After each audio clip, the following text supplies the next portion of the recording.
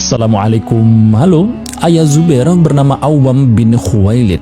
Kayak nggak asing ya dengar nama Khuwailid. Iya, karena istri pertama Rasulullah juga bernama Khadijah binti Khuwailid. Itu artinya ayah Zubair ini saudara kandungnya istri Rasulullah. Ibunya Zubair bernama Sofia binti Abdul Muthalib. Lah, kayak nggak asing juga dengar nama Abdul Muthalib. Iya, nggak asing karena Abdul Muthalib adalah kakeknya Rasulullah. Singkatnya, Zubair ini adalah sepupunya Nabi dan keponakannya Khadijah. Sejak kecil, Zubair sudah menjadi yatim. Ayahnya Awam tewas di tengah jalan saat pulang membawa barang dagangannya dari Syam. Menurut banyak catatan, tewasnya Awam karena dirampok sekelompok penjahat. Sejak saat itulah nafkah Zubair dan ibunya Sofia ditanggung oleh paman yang bernama Naufal bin Khuwailid. Karena nggak punya ayah, otomatis pendidikan Zubair sepenuhnya berada di tangan ibunya. Meskipun pamannya ikut bertanggung jawab, ya cuma sekedar ngasih uang dapur aja, datangnya mungkin seminggu sekali, kadang sebulan sekali.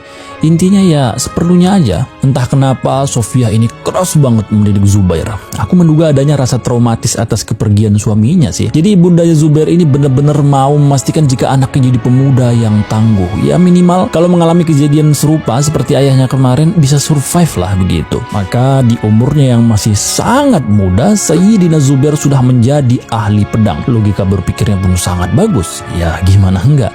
Di saat anak-anak usianya bermain-main ria, ia harus belajar menguasai teknik pedang. Singkat cerita, pada tahun 710 Masehi Rasulullah mendapatkan wahyu pertamanya. Zubair kala itu baru berumur 16 tahun. Abu Bakar sebagai salah satu pemikir dan crazy rich Mekah melihat ada bibit unggul di dalam diri Zubair, maka diprospeknya lah Zubair untuk memeluk Islam. Sempat terjadi diskusi yang cukup panjang, namun akhirnya sepupu Rasulullah itu mantap untuk memeluk Islam. Sejak berislam, Zubair dan ibunya ini jadi kalem. Mereka lebih banyak menghabiskan waktunya belajar dan berzikir di dalam rumah. Otomatis tangganya jadi heran dong. Mana Sofia?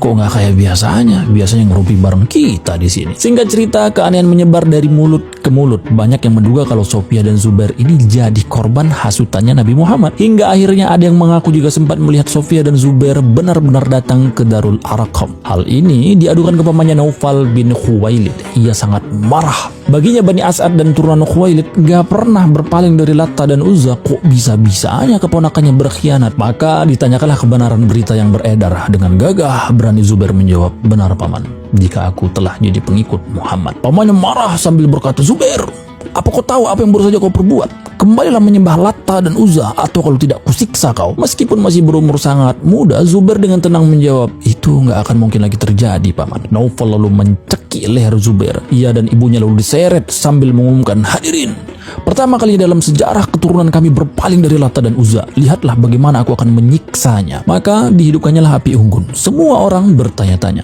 Naufal, apa kau akan membakarnya seperti Nabi Ibrahim?" "Tentu tidak. Dia adalah keponakanku. Aku hanya akan menyiksanya sampai ia meninggalkan ajaran Muhammad." Maka Zubair kecil digulung ke dalam tikar dan dipanaskan di atas api unggun tadi. Penampakan ini termasuk langka ya. Banyak masyarakat di sana yang gak tega melihatnya. Pun Naufal sebagai pamannya juga gak tega melihat keponakannya seperti itu. Dalam hatinya ia sangat berharap kalau keluar kata-kata dari mulut Zubair untuk kembali menyembah Latta dan Uzza. Ternyata kata-kata tak terduga keluar dari mulut Zubair, paman.